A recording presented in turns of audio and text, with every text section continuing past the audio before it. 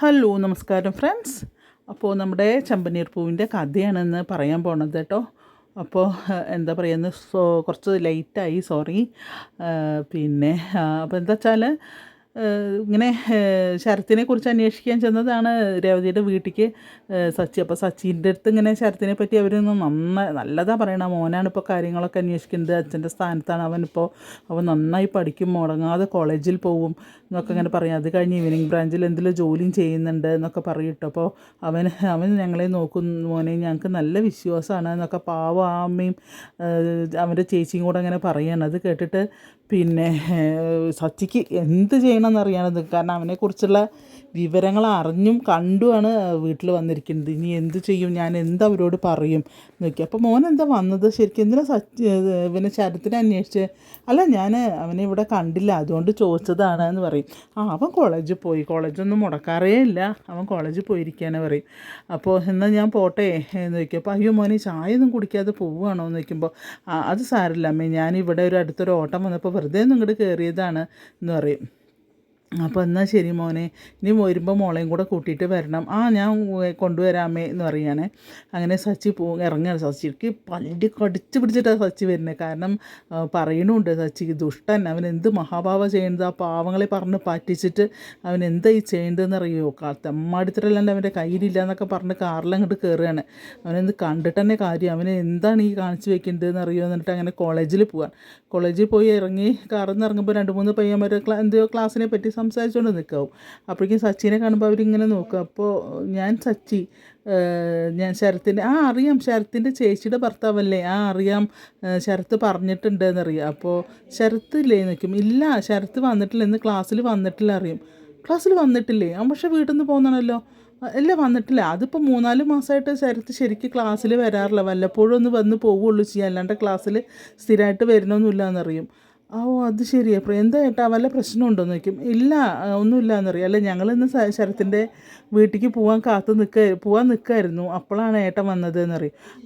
ആയിക്കോട്ടെ, ഞാൻ അവനെ കാണാൻ വേണ്ടി വന്നത്, എന്നാൽ ശരി എന്നറിയും. അപ്പോൾ ആ പിള്ളേരെ അങ്ങോട്ട് പോവുകയും ചെയ്യും. അവൻ കാറിൽ കയറുമ്പോൾ അപ്പോൾ അവൻ കള്ളത്തരത്തിൻ്റെ കൂടെയാണ് ഇപ്പോൾ അവൻ്റെ ജീവിതം എന്നൊക്കെ ഇങ്ങനെ മനസ്സിൽ പറയാം. അവനെക്കൊണ്ട് എന്താ ചെയ്യുക, അവൻ എന്താണ് ഈ കാണിക്കുന്നത് എന്നൊക്കെ അങ്ങനെ പറഞ്ഞുകൊണ്ടിരിക്കുകയാണ്. ശശിക്ക് അത്രയ്ക്ക് അവനോട് ഒന്നും കൂടെ ദേഷ്യം കൂടുക ചെയ്തത്.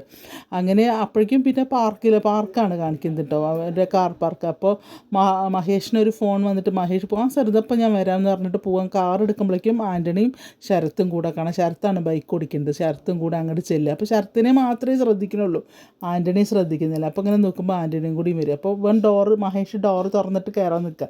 അപ്പോൾ എന്താ മഹേഷ്, എന്താ ചോദിക്കും, എന്തേ ശരത്തെ നിൽക്കും.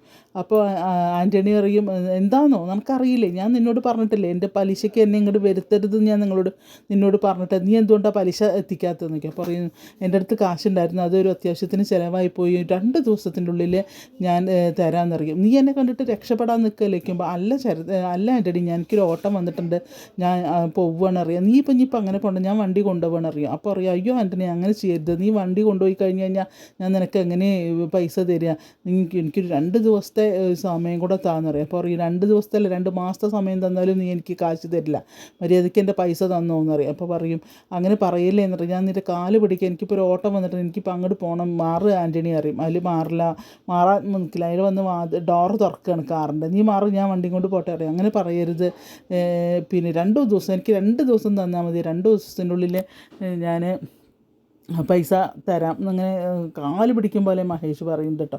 അപ്പോൾ ശരത്ത് അവിടെ മാറി നിൽക്കുന്നുണ്ട്. ശരത്ത് അങ്ങനെ നോക്കിയിട്ട് നിൽക്കുക. അപ്പോൾ പറയുക, എന്നാൽ ശരി, നീ നിൻ്റെ വണ്ടി ഇതിലൊക്കെ നിൻ്റെ ഭാര്യ എൻ്റെ കൂടെ പറഞ്ഞയക്കുമെന്ന് ചോദിക്കട്ടെ വഴിക്കുക ആൻ്റണി. അതിൽ നമ്മുടെ മഹേഷിൻ്റെ ഭാവമാർ മഹേഷ് പിടിച്ച് 2 അങ്ങോട്ട് കൊടുക്കും. അല്പം അഭിമാനമുള്ള ഭർത്താക്കന്മാരെ തന്നെ ചെയ്യുക. അങ്ങനെ അങ്ങോട്ട് അടിക്കുമ്പോഴേക്കും ഭയങ്കര അടിക്കുമ്പോഴേക്കും ശരത്ത് വരും. ശരത്ത് നീ ചേട്ടനെ തല്ലാറായിടാന്ന് വെച്ചിട്ട് ശരത്ത് വന്നിട്ട് അപ്പോൾ മഹേഷ് ആകെ അന്തം വിട്ട് നിൽക്കണം. കാരണം ശരത്തിനെ എന്ന് പറഞ്ഞു കഴിഞ്ഞാൽ കുഞ്ഞനീജനെ പോലെയാണ് കാണുന്നത് അവരൊക്കെ. അപ്പോൾ ശരത്ത് തല്ലിക്കഴിഞ്ഞപ്പോഴേക്കും മഹേഷിൻ്റെ പിടുത്തം വിട്ടു പോവാണ്. അപ്പോൾ ശരത്തെ നീ തല്ലരുത്, നീ മാറി നിൽക്കുമെന്ന് മഹേഷ് പറയും. അപ്പോഴേക്കും ആൻ്റണി വരും. അങ്ങനെ അങ്ങോട്ടും ഇങ്ങോട്ടും ഉന്തുന്നല്ലോ. ആൻ്റണി വലിച്ചടിക്കുകയാണ് മറ്റേ മഹേഷിനെ. അപ്പോൾ കൂടെ ശരത്ത് മാറി നിൽക്കണം. അപ്പോഴേക്കും എന്ത് പറയും, നമ്മുടെ സച്ചി വരും. എല്ലാവരും പിടിച്ച് അങ്ങോട്ടും ഇങ്ങോട്ടും മാറ്റണമൊക്കെ ഉണ്ട്. പക്ഷെ നല്ല അടി അടിക്കുകയാണ് മഹേഷിനെ ആൻ്റണി.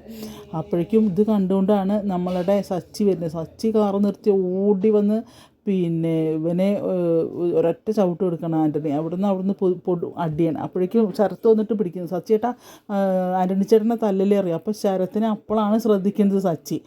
അപ്പോൾ അവൻ്റെ കൂടെയാണ് വന്നതെന്ന് അപ്പോഴാണ് അവന് മനസ്സിലാവുന്നത് തന്നെ. കാരണം അപ്പോൾ പറയും, നീ മാറി നിൽക്കുക ശരത്ത് എന്നറിയും, ആൻ്റണി ചേട്ടനെ തല്ലലേ അറിയും. അപ്പോഴേക്കും ആൻ്റണി വന്നിട്ട് നമ്മുടെ സച്ചിനെ ചവിട്ടി താഴെ ഇടുകയാണ്. അവിടുന്ന് അങ്ങോട്ട് പൊരിഞ്ഞടി. മറ്റേ സച്ചി ആൻ്റണീൻ്റെ കഴുത്തിന് പിടിച്ച് നിലത്ത് വലിച്ചടിക്കണു, ഉഗ്രനടി. അപ്പോഴേക്കും ശരത്തും അടിക്കുകയാണ് ഇതിനെ കഴുത്തിന്. ആദ്യം തള്ളി മാറ്റുന്നുണ്ട്, തല്ലരുത് അയാളെ തല്ലരുത്. എന്നിട്ട് സച്ചിനെ മാറ്റുമ്പോൾ അയാൾ വന്നിട്ട് സച്ചിനെ തല്ലിയാണ് ആൻ്റണി വന്നിട്ട്. അങ്ങനെ പൊരിഞ്ഞടി. എല്ലാവരും വന്ന് അങ്ങോട്ടും ഇങ്ങോട്ടും ഒക്കെ മാറ്റാൻ നോക്കുന്നുണ്ട്, ഒരു രക്ഷയില്ല. അങ്ങനെ അവസാനം നിങ്ങളോടല്ലേ പറഞ്ഞത് തല്ലരുതെന്ന് പറഞ്ഞിട്ട് നമ്മുടെ ഈ ശരത്ത് എന്ത് ചെയ്യും, സച്ചിൻ്റെ കോളറിന് പിടിക്കുകയാണ്. കോളറിന് പിടിച്ചിട്ട് വയ്ക്കുമ്പോൾ നീ എന്താണെന്ന് ചോദിച്ചാൽ, നീ എന്നെ തടുക്കാറായാടോ എന്നും പറഞ്ഞിട്ട് അങ്ങോട്ട് കൊടുക്കും, അടിക്കും. അപ്പോഴേക്കും ആൻ്റണി വന്നിട്ട് അവനെ തല്ലലേന്ന് പറഞ്ഞിട്ട് അവനെ തടുക്കാൻ നോക്കുന്നുണ്ട്. നീ മാറടാന്ന് പറഞ്ഞിട്ട് അവനെ മാറ്റിയിട്ട് ഇവനെ പിന്നെയും തല്ലും. അപ്പോഴേക്കും പിന്നെ അടിയാണ്. അവസാനം സച്ചി എന്ത് ചെയ്യും, ശരത്തിൻ്റെ കൈ പിടിച്ച് പിന്നിക്ക് ഒടിക്കുമ്പോഴേക്കും ഉറക്ക കരയാണ് ശരത്ത്. അയ്യോ എൻ്റെ കൈ ഒടിഞ്ഞേന്ന് പറഞ്ഞ് ശരത്ത് ഉറക്ക കരയുക. അപ്പോഴേക്കും ആൻ്റണി ഓടി വരും. അങ്ങനെ ആൻ്റണി ശരത്തിനെ പിടിച്ചും കൊണ്ട് പോകണം. അയ്യോ എൻ്റെ കൈ ഒടിഞ്ഞു ആൻ്റണി ചേട്ടാ, എന്നെ കൊണ്ടുപോകോ, ആശുപത്രിയിൽ കൊണ്ടുപോകുമെന്ന് പറഞ്ഞ് ഭയങ്കര കരച്ചില്ല. അങ്ങനെ പറയുക, ഏട്ടാ നമുക്ക് ഞാൻ വെച്ചിട്ടുണ്ടടാന്ന് പറഞ്ഞിട്ട് പോവുകയാണ്, ശരത്തിനെയും കൊണ്ട് പോവുകയാണ് ആൻ്റണി. അപ്പോൾ എന്താണ് അവിടെ ഉണ്ടായത്, എന്താ സംഭവം എന്ന് ചോദിക്കും. അപ്പോൾ മഹേഷ് ഇങ്ങനെ പറയും, ഇങ്ങനെ വന്നു. അപ്പോൾ നീ ആ പൈസ എടുത്തിട്ടാണോ അച്ഛനെ അവിടെ ബില്ല് അടയ്ക്കാൻ തന്നത് എന്ന് നോക്കുമ്പോൾ അതൊന്നും സാരമില്ല, അച്ഛൻ്റെ കാര്യം നടന്നല്ലോ, അതുകൊണ്ട് ഇങ്ങനെ പറയുന്നുണ്ട് കേട്ടോ മഹേഷ്. എന്നാലും അച്ഛൻ്റെ കാര്യം നടന്നല്ലോ. അതിൽ പറയും, എടാ എന്നാലും ചെയ്തത് ശരിയായില്ല, പിന്നെ നീ എന്ത് ചെയ്യട്ടോ, അതൊന്നും കുഴപ്പമില്ല, 2 ദിവസം കൊണ്ട് നമുക്ക് കാശൊക്കെ കൊടുക്കാം എന്നറിയും. അപ്പോൾ പിന്നെ മഹേഷിൻ്റെ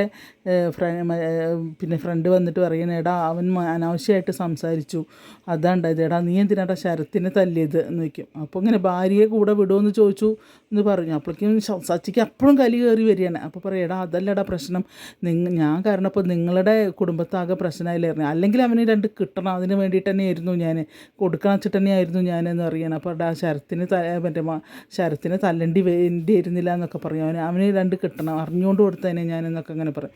അപ്പോൾ ഇനിയിപ്പോൾ എന്താ ചെയ്യുക, ആകെ പ്രശ്നമായല്ലോ, രേവതി അറിഞ്ഞാൽ ആകെ പ്രശ്നമില്ലേ, അവൾ അറിയട്ടെ എന്നൊക്കെ അങ്ങനെ പറയും. പക്ഷേ നമ്മുടെ സച്ചിയുടെ അടുത്ത് അതിൻ്റെ തെളിവുകളുണ്ട്, പൈസ അടിച്ചുകൊണ്ട് പോയതിൻ്റെയൊക്കെ തെളിവുകളുണ്ടല്ലോ കയ്യിൽ, അതുകൊണ്ട് പിന്നെ വലിയ പ്രശ്നമൊന്നും ഉണ്ടാവില്ല എന്ന് വിചാരിക്കുന്നു. അവിടുന്ന് ശരത്തിനെയും കൊണ്ട് ആൻ്റണി റൂമിലെത്തുമ്പോൾ വെള്ളമൊക്കെ കുടിക്കുമ്പോൾ പറയും, എനിക്ക് എൻ്റെ കൈ തീരെ അനക്കാൻ വയ്യ ആൻ്റണി ചേട്ടാ, ഒടിഞ്ഞു എന്നാണ് തോന്നുന്നത്, അറിയും നിൻ്റെ അളിയനായി പോയി, അല്ലെങ്കിൽ എന്താ അവനെ ഞാൻ ചെയ്യേണ്ടതെന്ന് എനിക്കറിയായിരുന്നു എന്നൊക്കെ പറയും. അപ്പോൾ ഒന്നും മിണ്ടുന്നില്ല ശരത്തൊന്നും മിണ്ടുന്നില്ല. അപ്പോൾ പറയും, നിന്നെ തൊട്ട് ഞാൻ നോക്കിയിരിക്കൊന്നുമില്ല എന്നൊക്കെ പറയും. അവനുള്ളത് ഞാൻ കൊടുക്കുക, അവനെ അങ്ങനെ ഇവിടെ ഉണ്ടെങ്കിൽ നമ്മളെ പൈസ പിരിവ് നടക്കില്ല, അവനുള്ളത് ഞാൻ കൊടുക്കും എന്നൊക്കെ അങ്ങനെ പറയും. അത് കഴിഞ്ഞറിയും, എനിക്ക് വീട്ടിൽ പോകണം എന്നറിയും. അപ്പോൾ നമുക്കിന്ന് ഹോസ്പിറ്റലിൽ പോവാടെ പറയുമ്പോൾ, വേണ്ട എന്നെ വീട്ടിലാക്കി തന്നാൽ മതി എന്നറിയും. എന്നാൽ ഞാൻ നിന്നെ വീട്ടിലേക്ക് ആക്കി തരാമെന്ന് പറഞ്ഞിട്ട് അങ്ങനെ വീട്ടിലേക്ക് വരികയാണ്. അപ്പോൾ ഈ കൈ വലത്തെ കൈയിൻ്റെ എല്ലാമാണ് പൊട്ടിയാണ്. അപ്പോൾ ഇടത്തെ കൈ കൊണ്ട് ഇങ്ങനെ പിടിച്ചിട്ടാണ് വരുന്നത്. അപ്പോൾ അവൻ്റെ ചേച്ചി അവിടെ ഇരുന്ന് ഇങ്ങനെ എഴുതുന്നുണ്ടാവും. അപ്പോൾ വരികയാണ്. അപ്പോൾ വന്നു കഴിയുമ്പോഴേക്കും അമ്മ 2 കവറിൽ പൂക്കളായിട്ട് അവിടെ വന്നിട്ട് പറയും, ആ മോനെ നീ വന്നോ, നീ എത്ര നേരമായി പോയിട്ട്, നിൻ്റെ ഫോണിലേക്ക് ഞാൻ ഒരുപാട് പ്രാവശ്യം വിളിച്ചല്ലോ, നീ എന്താ ഫോൺ എടുക്കാഞ്ഞത്? അതമ്മേ ക്ലാസ്സിലായിരുന്നു, കോളേജിലല്ലേ, അപ്പോൾ എനിക്ക് ഫോൺ എടുക്കാൻ പറ്റില്ലല്ലോ. ഓ അത് ശരിയാണ്. അപ്പോൾ നീ വൈകി വയ്ക്കുമ്പോൾ ഇല്ല, ഈ പൂക്കൾ കൊണ്ടുപോയിട്ട് കടകളിൽ നീ കൊടുത്തിട്ട് വാ എന്ന് പറയുകയാണ്. അപ്പോൾ അവൻ്റെ ചേച്ചി പറയും, വേണ്ട ഞാൻ കൊണ്ടു കൊടുക്കാം, അപ്പോൾ വന്നതല്ലേ ഉള്ളൂ എന്ന് പറഞ്ഞിട്ട് അവൾ പൂവും കൊണ്ട് പോയിട്ട് ഇങ്ങോട്ട് തിരിച്ചിങ്ങോട്ട് വന്നിട്ട്, എടാ ശരത്തി പറഞ്ഞിട്ട് കയ്യിനൊരു കൊട്ട് കൊടുക്കുമ്പോഴേക്കും അവൻ ഉറക്കൊക്കെ അറിയാം. അയ്യോ എൻ്റെ കൈ പറഞ്ഞപ്പോൾ, അയ്യോ നിനക്കെന്താ പറ്റി പറഞ്ഞിട്ട് അമ്മയും ചേച്ചി ഓടി വരികയാണ്. അപ്പോൾ പറയും, അമ്മേ ഞാൻ ബൈക്കിൻ്റെ മുകളിൽ നിന്ന് വീണ് പറയും. ബൈക്കിൻ്റെ മുകളിൽ നിന്ന് വീണോ, നിന്നോട് ആരാ ബൈക്കിൽ പോകാൻ പറഞ്ഞത്, അതൊരു ഓട്ടോറിക്ഷ വന്നതാണ് അതാണെന്നൊക്കെ പറയും. അപ്പോൾ പറയും, വാ നമുക്ക് ഹോസ്പിറ്റലിൽ പോകാൻ പറയുമ്പോൾ, വേണ്ട ഹോസ്പിറ്റലിലൊന്നും പോകണ്ട പറയും. അത് പറ്റില്ല, നമുക്ക് നല്ല വേദന ഉണ്ട് കൈ, ഹോസ്പിറ്റലിൽ പോകാനിട്ട് അങ്ങനെ ഹോസ്പിറ്റലിൽ കൊണ്ടുവരും. ഹോസ്പിറ്റലിൽ കൊണ്ടുവരുമ്പോൾ ഡോക്ടർ പറയും, ഇത് എന്ത് പറ്റിയതാന്ന് നോക്കിയപ്പോൾ പറയും, ബൈക്കിൽ നിന്ന് വീണത് അറിയും. പക്ഷേ ലക്ഷണം കണ്ടിട്ട് ബൈക്കിൽ നിന്ന് വീണ പോലെ അല്ലല്ലോ എന്നങ്ങനെ സംശയം പറയും ഡോക്ടർ. അല്ല ബൈക്കിൽ നിന്ന് വീണത് തന്നെയാണെന്ന് പറയും. അപ്പോൾ പറയും ഒരു ഓട്ടോ വട്ടം ചാടിയതാണ്, അതിൽ ബ്രേക്ക് കിട്ടിയില്ല, അങ്ങനെ പോയി തെറിച്ച് വീണതാന്ന് പറയും. അപ്പോഴേക്കും പിന്നെ എക്സ്റേ എടുക്കണം എന്ന് പറയും, അവിടെ ഇരിക്കാൻ പറയും. അപ്പോൾ പറയും, മോനെ നീനോട് പറഞ്ഞിട്ടില്ലേ ശ്രദ്ധിക്കണമൊക്കെ, നീ ഇല്ലെങ്കിൽ ഞങ്ങൾക്ക് ആരാ ഉള്ളത് എന്നൊക്കെ ഇങ്ങനെ പറഞ്ഞിട്ട് കാഷ്വാലിറ്റീൻ്റെ അവിടെ ഇരിക്കുകയാണ്. അപ്പോഴേക്കും നമ്മുടെ രേവതിയും ഓടി പടച്ചങ്ങോട്ട് വരുന്നുണ്ട്. രേവതി ഓടി വരികയാണ്. അപ്പോൾ എന്താ പറ്റിയതെന്ന് ചോദിക്കുക വന്നിട്ട്. അപ്പോൾ പറയാമോ ബൈക്കിൽ നിന്ന് വീണു എന്നാണ് പറഞ്ഞത്. ആരുടെ ബൈക്കിൽ നിന്ന് ചോദിക്കും രേവതി. അത് എൻ്റെ ഒരു ഫ്രണ്ടിൻ്റെ ബൈക്കാണ് എന്ന് പറയും അവൻ. അപ്പോൾ പറയും, നിന്നോട് ആരാ ബൈക്ക് എടുക്കാൻ പറഞ്ഞു, നിന്നോട് പറഞ്ഞിട്ടില്ലേ കണ്ണി കണ്ട കുട്ടികളുടെ ബൈക്ക് എടുത്ത് യാത്ര പോകരുതെന്ന് പറഞ്ഞിട്ടില്ലേ, ചുറ്റാൻ പോരുന്നത് എത്ര പ്രാവശ്യം നിന്നോട് പറഞ്ഞിട്ടുണ്ട്, നിന്നോട് നീ എന്താ അനുസരിക്കാത്തത്, നീ ഇല്ലെങ്കിൽ ആരാടാ അമ്മയ്ക്കും ഇവൾക്കുള്ളത് ആരാന്ന് നമുക്കറിയോ, നീ എന്താ ഇങ്ങനെയൊക്കെ കാണിക്കുന്നത്, വല്ല അപകടം പറ്റിക്കഴിഞ്ഞാൽ പിന്നെ ആരോടാണ് നമ്മൾ പറയുക എന്നൊക്കെ ഇങ്ങനെ ചോദിക്കുകയാണ്. അങ്ങനെ പറഞ്ഞുകൊണ്ടിരിക്കുമ്പോൾ പിന്നെ പറയും, ഞാൻ സച്ചിയേട്ടനോട് പറഞ്ഞിട്ടില്ല, സച്ചിയേട്ടൻ പിന്നെ അറിഞ്ഞപ്പോൾ ഓടി ഇവിടെ എത്തും എന്നൊക്കെ പറയും. അപ്പോൾ സച്ചി എന്ന് പറയുമ്പോഴേക്കും എൻ്റെ മുഖഭാവമൊക്കെ മാറുകയാണ്. അപ്പോൾ പറയും, ഞാൻ പോയിട്ട് ജ്യൂസ് എന്തെങ്കിലും വാങ്ങിച്ചിട്ട് വരാം എന്ന് പറയും. അപ്പോൾ നീ എന്തെങ്കിലും കഴിച്ചോടാ വയ്ക്കുമ്പോൾ ഇല്ല ഒന്നും കഴിച്ചില്ല അറിയും. എന്നാൽ ഞാൻ പോയിട്ട് ഇപ്പോൾ വരാനിട്ട് അങ്ങനെ പോവാണ്. അപ്പോൾ ഈ സച്ചി എന്ന് പറയുമ്പോൾ ഇവന് പേടിയാണ്. കാരണം സച്ചിയുടെ ഫുൾ ഡീറ്റെയിലും അറിഞ്ഞിട്ടാണ് സച്ചി ചെന്നണമെന്നും ഇവന് അറിയില്ല. പക്ഷേ ഇവൻ്റെ വിചാരം അവിടെ മഹേഷിനെ തല്ലുന്ന കണ്ടിട്ടാണ് സച്ചി തല്ലിയെന്നാണ്. പക്ഷേ സത്യത്തിൽ അതല്ല സംഭവിച്ചിരിക്കുന്നത്. അങ്ങനെ പിന്നെ അത് കഴിഞ്ഞ് മഹേഷും പിന്നെ നമ്മുടെ സച്ചിയും കൂടെയാണ് സംസാരിക്കേണ്ടത്, എന്താ സംഭവിച്ചത്, എന്താ കാര്യങ്ങളെന്നൊക്കെ പറയുന്നുണ്ട് കേട്ടോ അവിടെ. അപ്പോൾ പിന്നെ അതാണ് ഇന്നത്തെ നമ്മളുടെ ചെമ്പനീർ പൂവിൻ്റെ കഥ വരുന്നത്. കാരണം ഡോക്ടർ അപ്പളേ പറയുന്നുണ്ട് ഇത് ആക്സിഡൻ്റ് അല്ല എന്നുള്ളത് അയാൾ പറയുന്നുണ്ട്. കാരണം അവൻ്റെ കയ്യിന് മാത്രമേ ഉള്ളൂ, വേറെയുള്ള ബൈക്കിൽ നിന്ന് വീണ് കഴിഞ്ഞാൽ അത് ആക്സിഡൻ്റ് ആയി കഴിഞ്ഞാൽ നിറയെ മുറിവൊക്കെ ഉണ്ടാവും. ഇത് പക്ഷേ കൈ മാത്രമേ ഒടിഞ്ഞിട്ടുള്ളൂ. അപ്പോൾ അങ്ങനെ ആണ് ഇന്നത്തെ ചെമ്പനീർ പൂവിൻ്റെ കഥ വരുന്നത്. എന്തായാലും ആൻ്റണിക്ക് കിട്ടും നല്ല പടപടക്കുണ്ട്, നമ്മുടെ സച്ചി കൂട്ടത്തിൽ ശരത്തിനും കിട്ടുന്നുണ്ട്. എന്തായാലും ഇന്നത്തെ ചെമ്പനീർ പൂ ആരും മിസ് ചെയ്യാണ്ട് കാണാൻ നല്ലൊരു സ്റ്റോറിയാണ് ഇന്നത്തെ. അതുപോലെ എൻ്റെ രാധാസ് ഫാമിലി കിച്ചൺ ആദ്യമായിട്ട് കാണുന്നവരാണെങ്കിൽ ഒന്ന് സബ്സ്ക്രൈബ് ചെയ്ത് അതുപോലെ ഒരു ലൈക്കും തരണം കേട്ടോ. ഒന്ന് ലേശം വൈകി ഞാൻ എത്തിക്കുട്ടിയുടെ കണ്ണിന് നല്ല സുഖമില്ല, കുറച്ച് ദിവസമായി ചോരിറങ്ങിയിട്ട്. അപ്പോൾ ഞാനതൊന്ന് കൊണ്ട് കാണിക്കാൻ വേണ്ടി പോയി ഹോസ്പിറ്റലിൽ, ഗവൺമെൻറ് ഹോസ്പിറ്റൽ ഇവിടെ അടുത്ത്. അപ്പോൾ നോക്കുമ്പോൾ കുറച്ച് നീരിറക്കണം എന്നൊക്കെ പറഞ്ഞപ്പോൾ അതൊക്കെ കാണിച്ച് ഇവിടെ വന്നിട്ടാണ് പിന്നെ കഥ പറഞ്ഞത്. അത്ര ലേറ്റ് ആയത് കേട്ടോ. ഓരോരോ കാരണങ്ങളുണ്ട്, നമുക്ക് അതൊന്നും ഒഴിവാക്കാൻ പറ്റാത്ത കാരണങ്ങളായതുകൊണ്ടാണ്. അപ്പോൾ അതുകൊണ്ടാണ് ലേറ്റ് ആയത്. കഥ കൊണ്ട് തന്നെ മിസ് ചെയ്യേണ്ട, കഥ കേൾക്കണം. കുറേ മിസ്റ്റേക്സ് ഉണ്ട്, അവിടെ ഇവിടെയൊക്കെ കുറേ വിട്ടുപോയിട്ടൊക്കെ ഉണ്ട്. അപ്പോൾ എന്തായാലും നിങ്ങളെല്ലാവരും എൻ്റെ കഥ കേട്ട് അഭിപ്രായം പറയണം. പിന്നെ തെറ്റുകുറ്റങ്ങളൊക്കെ ഉണ്ടാവും, അതൊക്കെ ക്ഷമിക്കുക. ഓക്കെ, എല്ലാവർക്കും നല്ലൊരു ദിവസം ആശംസിക്കുന്നു. അതുപോലെ നല്ല എല്ലാവരുടെയും സ്വപ്നങ്ങളൊക്കെ സാക്ഷാത്കരിക്കട്ടെ. Thank you.